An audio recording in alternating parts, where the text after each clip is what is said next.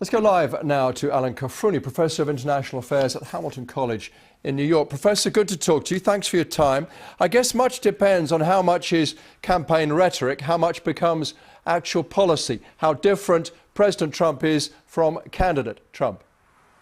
I think that's right. Obviously, at the level of rhetoric, Trump's staked out a very different position.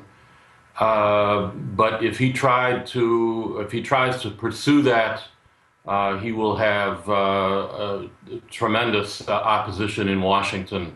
And I think it's fair to say that the Washington foreign policy establishment had really had their hopes in Hillary Clinton, who in fact was even more hawkish than President Obama. And so they're bitterly disappointed, and you can now see there's a great deal of tension and concern about President-elect Trump. And how justified do you think that tension and concern is?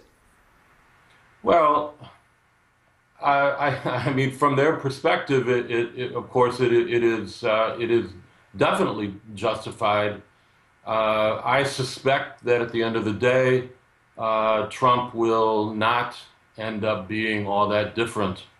It's one thing to be on the campaign trail. It's another thing when you're talking about the foreign policy establishment, what we could call the military-industrial complex, and the powers that be in Washington.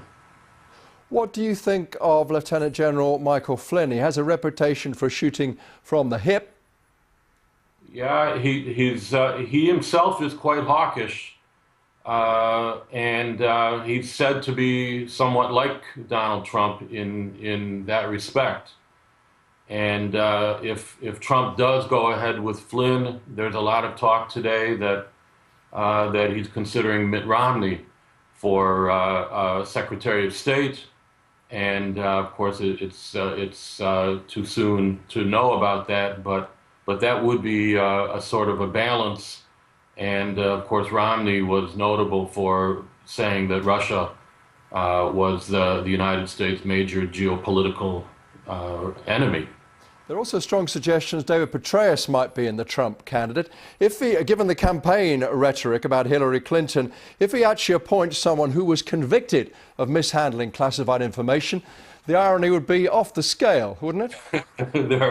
There are many ironies and more to come, I'm sure. All right, Professor, thank you very much. Much more to see.